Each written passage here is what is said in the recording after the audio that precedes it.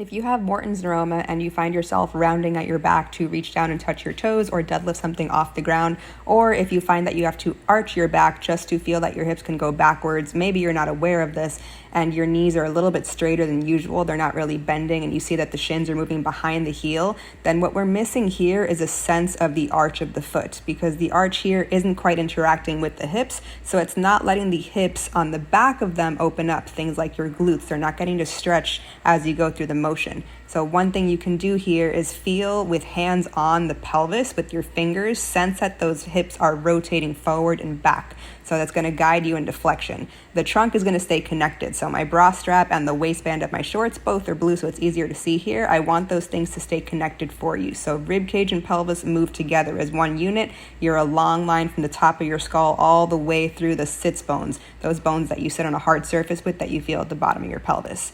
Now, you can do this with a vertical shin with the knees just a little forward of the heels, like over the tongue of the sneaker, or you could do this with your knees purposely a little more bent forward so it's in the arches, encouraging the arches to lengthen, which is going to bias a little bit more of the lengthening of the glutes. And usually that helps a lot for people because that's the area of their body that's very compressed. So they're not able to hinge, both because they might not have been taught to use their feet when working with the rest of their body, or because they're just not able to get into that position from so much compression of those tissues in the back of the hip.